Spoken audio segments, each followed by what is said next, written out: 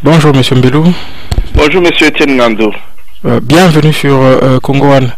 Monsieur Mbelou, ce qui n'était jusqu'à présent qu'un secret de Polichinelle vient d'être officialisé. Apollinaire Malumalu a été choisi par la majorité kabyliste au Parlement de Kinshasa pour diriger la CENI. Dites-nous comment vous avez suivi tout cela. De plus en plus, je m'efforce de ne pas trop centrer mes analyses sur les individus. Monsieur Apollinaire Malumalu, Monsieur l'abbé Apollinaire Malumalu, opère depuis tout un temps au sein d'un système. C'est beaucoup plus le fonctionnement de ce système-là que nous devrions analyser pour voir le rôle qu'il y joue. Nous allons peut-être aborder la question, mais n'oubliez pas que quand M. Apollinaire Malumalu est désigné comme président de la commission électorale indépendante pour les élections de 2006, il va venir avaliser un choix fait au préalable, comme le dit M. Carlo De Filippi dans un document que vous savez lire dans le livre de M. Charles Odada, Europe, crime et censure au Congo, les documents qui accusent. Et vous savez que j'insiste beaucoup sur le rôle de l'amnésie dans l'analyse de notre histoire. Souvent, nous tombons dans l'amnésie, nous oublions l'histoire, et vous avez des journaux aussi lus à Kinshasa que le potentiel, qui commencent à vous dire que si Malumalu revient, c'est parce que il a fait montre d'une grande expertise, ce qui n'en est rien. Ce monsieur-là a organisé les élections en 2006 sans qu'un recensement de nos populations ait été fait au préalable. Et comme je venais de le dire, il a avalisé le choix de ceux qui, en 2006, estimaient que l'Union européenne avait des intérêts à sauvegarder au Congo. Et Apollinaire Malumalu a joué la carte de Kabila qui devait devenir le soutien de Paul Kagame chez nous pour garantir les intérêts de l'Union européenne et les intérêts anglo-saxons. Donc, si aujourd'hui on nous dit qu'il revient, c'est-à-dire que les maîtres qu'il avait choisis en 2006 sont en train de voir comment ils peuvent poursuivre ce qu'ils ont initié en 2006, c'est-à-dire travailler à la garantie de leurs intérêts. Ils vont peut-être nous mentir, mais on va y revenir tout au long de l'émission. Toujours à propos de Malumalu, on sait qu'en 2003, il exerçait la fonction d'expert au service présidentiel d'études stratégiques attaché au cabinet de Joseph Kabila. On sait toute la controverse qu'il y a autour du personnage ces dernières années. Vous paraît-il le dirigeant idéal pour gérer la CENI en toute impartialité? Non, pas du tout. Pas du tout. Et ce n'est pas pour rien que j'insiste sur le système. C'est un système qui connaît les fragilités de l'Église que M. l'abbé Apollinaire Malumalu sert. Il est revenu au pays avec des gros diplômes décrochés en Occident. Vous imaginez travailler au diocèse pour la gloire de Dieu et ne rien gagner et être coopté par un gouvernement qui sait mettre suffisamment de moyens matériels à sa disposition. Et je me dis, il s'est laissé tenter, il a goûté à la chose et voilà, c'est parti. Il ne saura pas rompre avec ce système qu'il a servi, comme vous le dites, en 2003 et qu'il continue à servir parce que, vous le savez aussi bien que moi, il a été l'expert du gouvernement aux négociations bidons de Kampala. Non, mais le comble, c'est que il y a des médias qui orientent aujourd'hui nos populations de façon à avaliser le choix d'Apollinaire Malumalu comme le candidat idéal à la présidence de la Commission électorale nationale indépendante. Ce qui est faux, parce que on ne voit pas où il a su manifester cette expertise tant vantée. Moi, je vous l'ai dit, il a été coopté pour avaliser le projet de l'Union européenne qui voulait garder Joseph Kabila à la tête de notre pays. N'oubliez pas que M. Joseph Kabila est venu comme président de notre pays après l'assassinat de M. Laurent Désiré Kabila. C'est à lui, c'est à Joseph Kabila que cet assassinat a profité directement, c'est-à-dire il sait de quoi cet assassinat retourne.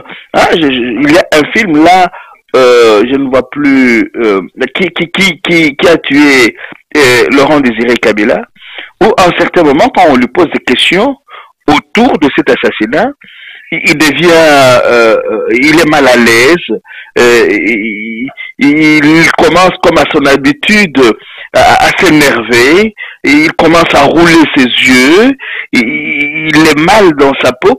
Donc c'est-à-dire, c'est que ce qui se trame contre notre pays, c'est là que nous devons aussi rompre avec toute naïveté. Ah, il y a des compatriotes qui à un certain moment croient que la fameuse communauté internationale va s'impliquer pour que nos misères prennent fin. Mais quand vous savez le rôle qu'Apollinaire Malou a joué en 2006 et que vous le voyez revenir maintenant, vous vous dites non, nous ne sommes pas encore arrivés au bout du tunnel. Nous devons nous battre, mais sérieusement, pour garder notre mémoire en éveil et ne pas tomber dans l'amnésie. Vous avez parlé des médias congolais, et justement les quotidiens, les potentiels, hein, qui s'éveillent un quotidien de référence à Kinshasa, titre justement victoire de l'expertise et de l'expérience, et d'ajouter que cette désignation de Malou Malou à la tête de la CENI, c'est une victoire de l'expertise et de l'expérience qui viennent prendre les dessus sur toutes les autres considérations. Monsieur Mbelou, quand on sait que en 2006, c'est à bord d'un blindé de la garde présidentielle que Malou Malou s'était rendu au siège de la télévision nationale pour annoncer la victoire de Joseph Kabila sur Jean-Pierre Bemba, est-ce que ce n'est pas là les prémices d'une histoire qui va une fois de plus se répéter au Congo? Mais quand vous lisez ce texte du journal Le Potentiel, vous n'avez aucune référence à notre histoire. Et c'est là qu'à un certain moment, je me dis, qu'est-ce qui se passe réellement dans nos têtes? Qu'est-ce qui se passe dans la tête de ces journalistes qui, tout à coup, oublient notre histoire, oublient que Malou Malou est parti escorté par des blindés pour aller proclamer les résultats des élections bidons de 2006, oublie que ce monsieur-là a initié des élections sans qu'il y ait eu recensement, oublie qu'après ces élections-là, même pendant, avant qu'on proclame les résultats, il y a eu des affrontements terribles dans la ville de Kinshasa, et beaucoup de nos compatriotes sont morts. Mais voilà, tout à coup, on balaye notre histoire d'un revers de la main et on vante l'expertise de monsieur l'abbé Apollinaire Malou Malou. Je me dis, le Congo a aussi besoin de médias alternatifs. Mais monsieur Mbelou, il n'y a pas à s'inquiéter lorsqu'un quotidien qui se dit des références comme les potentiels écrit ce genre de textes. Est-ce qu'il n'y a pas à s'inquiéter sur notre récente histoire au Congo? Mais l'inquiétude est certaine. L'inquiétude est certaine. Ce qui pourrait nous aider à ne pas nous inquiéter outre mesure, c'est qu'aujourd'hui, certains compatriotes disent qu'ils sont opposés à ce choix. Ah, n'oubliez pas que même l'église à laquelle l'abbé Apollinaire Malou Malou appartient ne le soutient pas. Il semble, selon les informations que nous avons lues hier et aujourd'hui, que ce sont les autres confessions religieuses qui ont soutenu sa candidature et pas l'église catholique. Là, il y a un problème. C'est un monsieur qui est en train d'agir comme un électron libre, mais peut-être avec un soutien en sous-main des membres de son diocèse. Mais n'oubliez pas que quand on examine de plus près les conditions de vie de nos confrères au diocèse, dans nos différents diocèses, et les conditions de vie qui sont celles de l'abbé Apollinaire Malo, avec tout ce qu'il a pu engranger comme moyen matériel depuis qu'il est expert de Joseph Kabila, qui travaille à la commission électorale indépendante et que maintenant il va travailler, qu'il a travaillé comme expert du gouvernement. Quand on voit ces moyens-là, je ne vois pas quel est ce prêtre qui, en marge de ses convictions personnelles et de sa foi, n'envierait pas l'abbé Apollinaire Malo. Il y a dans le chef du comportement de l'abbé Malo une interpellation de l'Église catholique congolaise sur les conditions dans lesquelles vivent ces prêtres, les conditions qui facilitent la corruption de ces prêtres pour qu'ils puissent se mettre au service des plus offrants. Aujourd'hui, il est important que nous puissions le dire sans peur.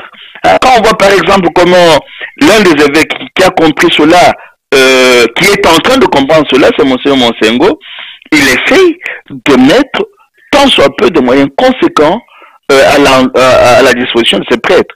Mais dans la plupart de nos diocèses, les conditions matérielles sont misérables et favorisent des options comme celles que monsieur l'abbé Apollinaire Malo est en train de prendre, contre tout bon sens et contre tout examen critique de l'histoire de notre pays, tel qu'elle est en train de se vivre depuis la guerre que nous impose l'élite anglo-saxonne par le Rwanda et l'Ouganda interposés. Monsieur Mbelou, Apollinaire Malo est avant tout prêtre, hein, vous le dites si bien, et ces derniers jours, il y a eu plusieurs prises de position allant dans le sens de décourager tout engagement des hauts dirigeants catholiques dans cette commission. Qu'est-ce qui peut expliquer cette exception Malo? Ce n'est pas une exception. Je signale en passant qu'il organisait cette semaine à Kinshasa un séminaire intitulé Paix, Justice et Réconciliation et défis de l'environnement dans l'Église catholique. On a l'impression qu'il dispose de moyens considérables s'il arrive par lui-même à organiser de tels événements. Ce n'est pas une exception. Ce n'est pas une exception, c'est... moi je parlerai d'un entêtement d'un monsieur qui a goûté au bienfait que lui procure maman et qui est en train... Le titre de cette conférence dont vous parlez manque le mot vérité. Il aurait été important qu'une conférence comme celle-là puisse aussi inclure la vérité sur notre histoire depuis la guerre de l'Afdel jusqu'à ce jour. Mais pourquoi est-ce qu'on parle de la réconciliation et on exclut le mot vérité? Au jour d'aujourd'hui, nous avons quand même besoin de connaître de manière officielle la vérité sur ce qui s'est passé dans notre pays, même si il y a des documents qui ont essayé d'étaler cette vérité au grand jour. Non, il y a un problème assez fondamental. Ce monsieur-là ne jouit pas du soutien de toute l'Église. Cela d'autant plus que l'Église catholique du Congo s'est exprimée clairement par le canal de la Senko en disant qu'elle ne favorise pas, qu'elle ne soutient pas la candidature des prêtres à ce poste-là, tout en laissant une marge de manœuvre aux évêques des diocèses d'où sortiraient ces prêtres comme Malo, qui aujourd'hui est encore une fois propulsé à la tête de la commission électorale nationale indépendante. Cela, il faudrait aussi savoir si il y a eu effectivement une concertation entre lui et son évêque. Mais encore une fois, le problème n'est pas tellement celui des individus, mais c'est celui du système qui est mis en place chez nous depuis la guerre de l'Afdel, mais un système qui profite à ce qu'on appelle communément la communauté internationale, et un système que nous pouvons déjà mieux analyser, ne fût-ce qu'en lisant le livre de Charles Onana, Europe, crime et censure au Congo, les documents qui accusent, je vous ai cité un Européen important du nom de Carlo de Filippi, qui quand il avait vu les manœuvres que menait M. Joseph Kabila, ces différentes interventions, ces différentes invitations, les implications de certains acteurs politiques européens, avaient sonné, avaient tiré la sonnette d'alarme en disant: mais pourquoi est-ce que vous voulez que ce peuple ait l'impression que vous allez lui imposer un choix déjà opéré et à l'avance? Et n'oubliez pas que ce sont les Allemands qui ont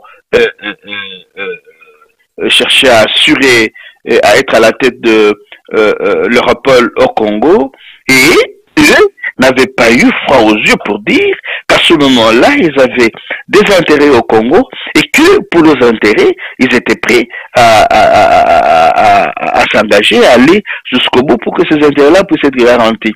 Mais monsieur Etienne Ngando, quand on ne lit pas, quand on tombe dans l'amnésie sur notre histoire, on va tomber dans le colportage tel que un journal aussi respectueux que le potentiel le fait, et nos peuples, comme des moutons, vont aller à ces élections bidons, qui sont effectivement des élections pièges à camp, et comme des moutons à l'abattoir, et ils risquent, nos populations risquent même d'être moins que les moutons qu'on le mène à l'abattoir, parce que les moutons ne choisissent pas leur boucher. Mais nous, nos populations, risquent de choisir leur boucher en sachant que celui qui va présider la Commission électorale nationale indépendante est un expert de Joseph Kabila et du gouvernement congolais. Hein, vous voyez jusqu'où nous sommes en train de tomber dans le pétrin. Pour finir sur ce dossier, Malou Malou, en 2006, il avait tenu tête au cardinal Echaou. Cette fois-ci, tiendra-t-il tête aussi au cardinal Mosengo? Bon, est-ce qu'il avait tenu tête au cardinal Echaou? Je ne sais pas. Oui, mais puisqu'il avait ignoré totalement tous les avertissements que ces derniers lui faisaient. Oui, mais le problème n'est pas qu'il tienne compte des avertissements des évêques. Le problème, c'est que, est-ce que le système qu'il sert peut être renversé par les avertissements des évêques? Les évêques émettent leurs avis, il peut s'en moquer. Ah, le problème, c'est de savoir qu'est-ce que les évêques ou certains évêques tirent de ces systèmes qui emploient un prêtre au su et au vu de tout le monde. Et nous ne devons pas oublier que nous risquons, nous, en tant qu'Église catholique, d'être jugés demain très sévèrement par l'histoire, parce que nous aurons, à travers ce prêtre, participé à la mort de notre peuple. Même si, Dieu merci, la FENCO a pris ses précautions en disant: nous ne permettons pas au peuple de pouvoir se présenter comme président à la présidence de choses, de participer à la Commission électorale nationale indépendante. Mais pourquoi est-ce que ce monsieur-là se permet ce qu'il fait là et il demeure toujours prêtre? Pourquoi est-ce que certains d'entre nous, à un certain moment, ont été suspendus parce qu'ils s'étaient risqués comme lui, et lui va son chemin comme si de rien n'était? Donc, ce sont des questions qui peuvent nous pousser à croire que même dans l'Église, il y a l'application de la politique de 2 poids 2 mesures. Mais Dieu merci, cette fois-ci, l'opinion, le point de vue de la Conférence épiscopale nationale du Congo a été clair. En principe, vu ce qu'il fait, il va à l'encontre du principe qui a été levé par la Conférence épiscopale nationale du Congo, mais nous attendons voir ce que son évêque pourra dire, parce que la Conférence épiscopale nationale du Congo laissait la liberté aux évêques de pouvoir gérer leurs prêtres si jamais ils s'engageaient dans la direction que monsieur l'abbé Apollinaire Malou Malou est en train de prendre maintenant. Je vous dis, monsieur Etienne Ngando, que dans mes propres oreilles, je ne vous raconte pas des histoires. J'étais à l'espace Matongé vers les années où l'abbé Apollinaire Malou Malou a dirigé la commission électorale indépendante. Je l'ai entendu interpeller l'une de nos filles qui est politicienne ici, et je le dis, la main sur le cœur, et je sais de qui je parle. je l'ai entendu poser la question à cette dame congolaise qui est politicienne ici. Maintenant, qu'est-ce que vous attendez que nous puissions faire? Mais à ce moment-là, cette dame était membre du même parti que lui, Michel. Il était membre du MR. Vous voyez, c'est-à-dire que tout ça est boutiqué, est très bien boutiqué. Dieu merci, il nous permet, le Seigneur nous permet d'être au bon endroit, au bon moment, et d'avoir toutes ces preuves. Et quand nous en parlons en connaissance de cause. Nous ne partons pas de colportage, nous parlons de ce que nous savons. Et en nous référant par exemple au livre de Charles Onana, il y a des documents. Hein? Je vous parle de Carlo de Filippi. Vous prenez le livre de Charles Onana au chapitre 7, vous savez lire ce que Carlo de Filippi a dit à ce moment-là. Très bien, toute autre chose. Les dossiers du M23 ont reçu un nouvel éclairage. En effet, le mercredi 5 juin 2013, à mars de la conférence de presse hebdomadaire du système des Nations Unies en RDC, sous la coordination de la MONUSCO, il a été dit que les mouvements rebelles du M23 ne feraient pas l'objet d'une quelconque traque de la part des éléments de la brigade spéciale d'intervention de l'ONU, tant que ces éléments resteraient tranquilles dans leur fief, qui est le territoire de Rutshuru. Monsieur Mbelou, pourquoi tant de bruit pour une brigade qui, on le voit, ne fera certainement pas mieux que la MONUSCO? Oui, mais c'est pour vous dire que comme ces messieurs qui organisent toutes ces histoires-là savent que nous n'avons pas de suivi dans nos idées et que nous tombons facilement dans l'amnésie, ils savent aussi qu'ils peuvent nous proposer n'importe quoi. Tenez, ces messieurs-là avaient classifié le M23 parmi les forces négatives, c'est-à-dire des forces qui semaient de la pagaille, de la mort, qui commettaient des crimes dans notre pays, et cela avec des preuves à l'appui. Et ces forces négatives, cette force négative qu'est le M23, commettait ces crimes-là avec l'appui du Rwanda et de l'Ouganda. Et des rapports ont été établis sur ces crimes-là. Alors que tout à coup, on s'est réveillé un matin, que l'on commence à considérer celle qui a été hier la force négative comme étant un partenaire dialogal du gouvernement fantoche de Kinshasa.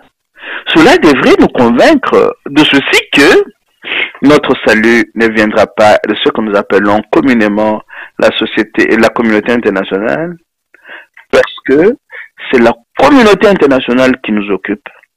La communauté internationale, ou ce que nous appelons communauté internationale, fait partie du problème, et c'est elle qui, à travers les membres influents du Conseil de sécurité, nous fait la guerre.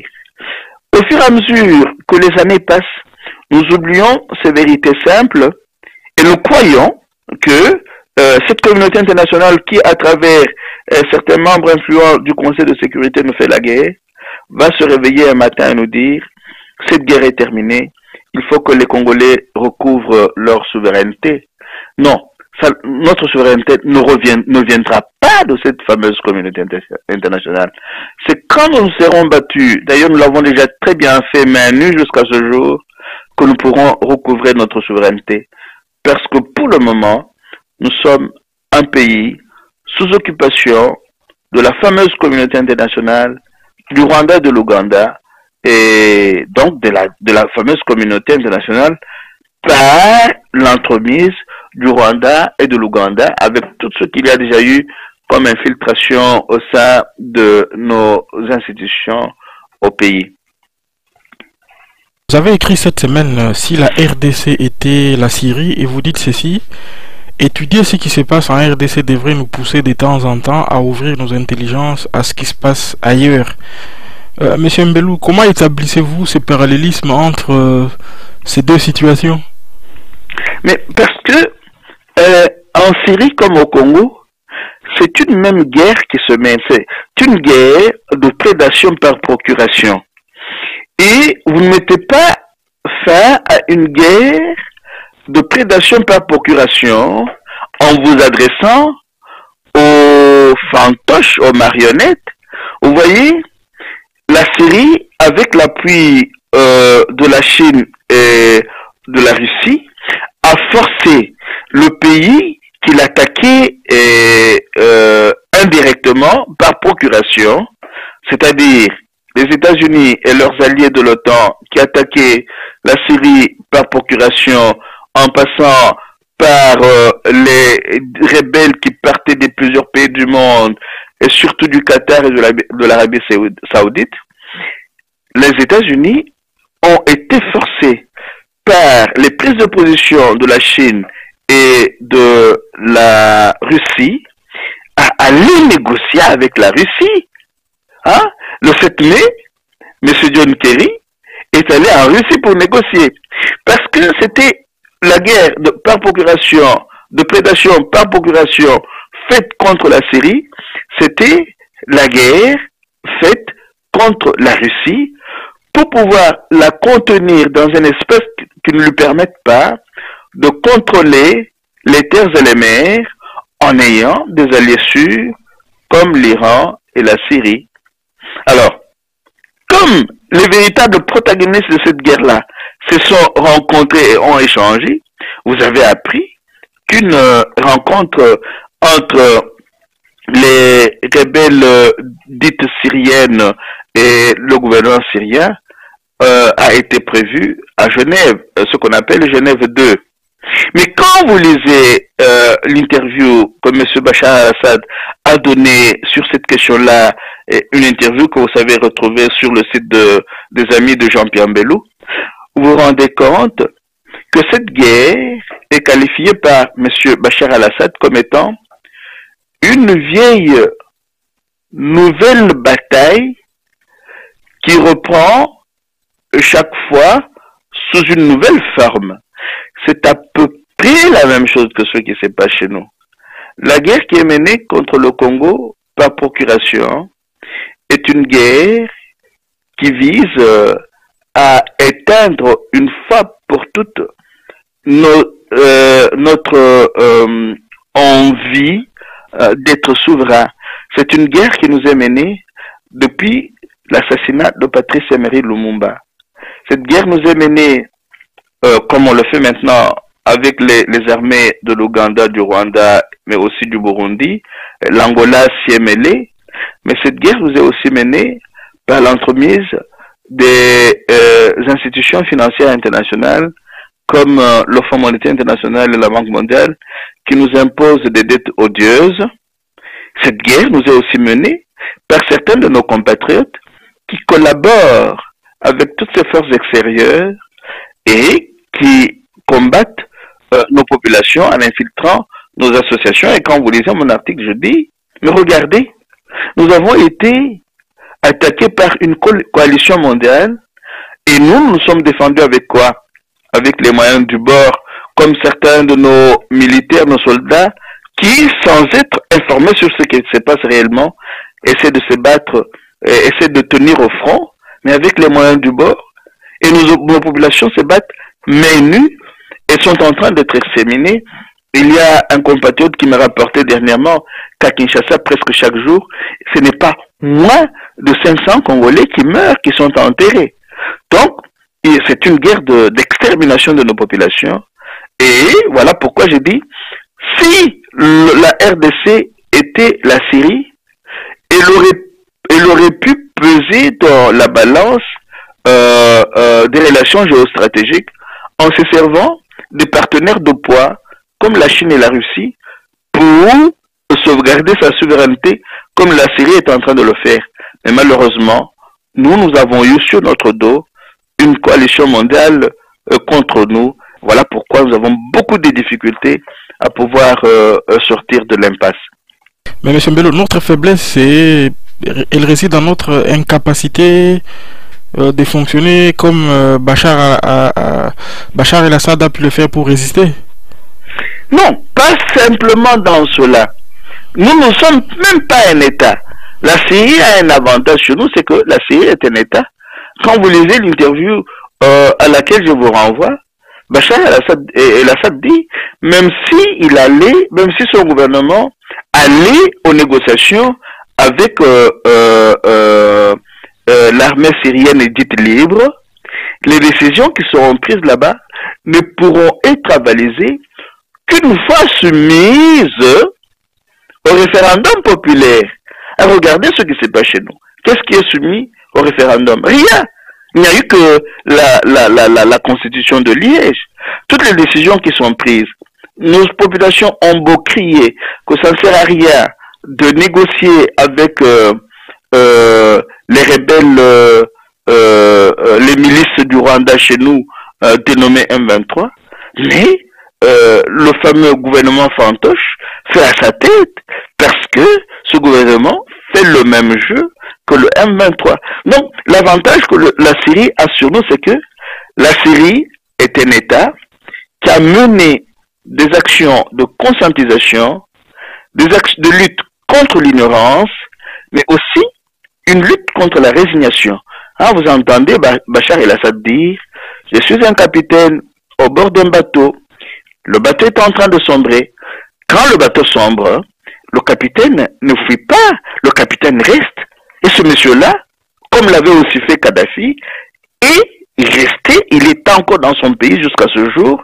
Et quand vous lisez mon article, je montre que selon les informations que vous savez lire sur Voltaire, le réseau Voltaire, l'OTAN a reconnu elle-même que Bachar el-Assad jouit du soutien de 70% de la population syrienne. Vous voyez? C'est important. Là, nous avons besoin d'un peuple qui a pris conscience qu'il est grand, qu'il a une dignité à sauvegarder contre vents et marées, un peuple qui se bat, mais qui a aussi la chance de pouvoir avoir évolué convenablement du point de vue des relations géostratégiques. Hein? Ce peuple-là a choisi depuis longtemps la Russie comme son partenaire géostratégique, et la Russie joue très bien son jeu, même si demain il faudra revoir aussi le capitalo-impérialisme russe, mais jusque-là, du moment que la Russie essaie d'aider ce pays-là afin que sa souveraineté soit respectée, nous n'avons qu'à lui tirer de notre chapeau. Très bien. Les quotidiens Les Phares nous apprend que l'inspection générale des finances à Kinshasa dénonce un détournement de 26 millions de dollars à la DGRAD. C'est une régie financière congolaise. Et ces montants demeurent introuvables au trésor public. Monsieur Mbelou, ce genre d'effets demeure assez courant dans un pays que la corruption continue à gangréner. Et qu'est-ce que cela vous inspire-t-il? Qu'est-ce que cela m'inspire? Cela m'inspire d'abord le fait que nous ne sommes pas un État. Hein? Le Congo n'est pas un État.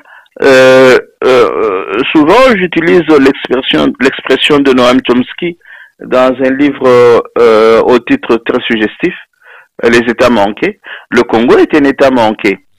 Et cet État manqué a en son sein des élites prédatrices. Hein? Souvenez-vous du rapport Kassem de 2002 où vous trouvez un chapitre intitulé « Le réseau d'élite ». Donc depuis que le Congo connaît la guerre, on peut me dire pendant les 32 ans de Mobutu, mais aussi et surtout pendant la guerre de l'After, il s'est constitué une élite prédatrice qui opère en réseau. Et le rôle de cette élite, c'est de pouvoir piller le plus possible le peuple. C'est ainsi que cette élite, on va peut-être y revenir, et pour l'orientation néolibérale de l'économie. Parce que cette élite se sert des sous de l'État pour s'enrichir et investir dans le privé. Hein, c'est ainsi que à Kinshasa, comme à Goma, vous avez des grandes bâtisses construites par cette élite qui pillent les sous du pays. Donc c'est une élite fondée sur les antivaleurs, dont la corruption. Bon, une corruption qui signifie tout simplement son orientation vers la prédation. Très bien, pour finir, il s'est tenu du jeudi 6 au vendredi 7 juin 2013 à Kinshasa une grande réflexion sur les problèmes économiques cruciaux de la RDC. initiés par les gouvernements congolais. Ces forums se voulaient davantage plus critiques, plus incisifs et plus tranchants pour décrire les maux qui rongent la RDC. Monsieur Mbelou, qu'est-ce qui doit être fait au-delà des bonnes paroles dans ces genres de rencontres? Oh, il y a d'abord, le problème fondamental, c'est celui du changement de système et de la refondation de l'État. Hein, quand vous lisez les textes que les journaux de Kinshasa ont essayé de tirer de cette rencontre-là, vous vous rendez compte que le Premier ministre de ce gouvernement fantoche, M. Matata Mponyo, parle de la croissance au Congo. Mais c'est une aberration.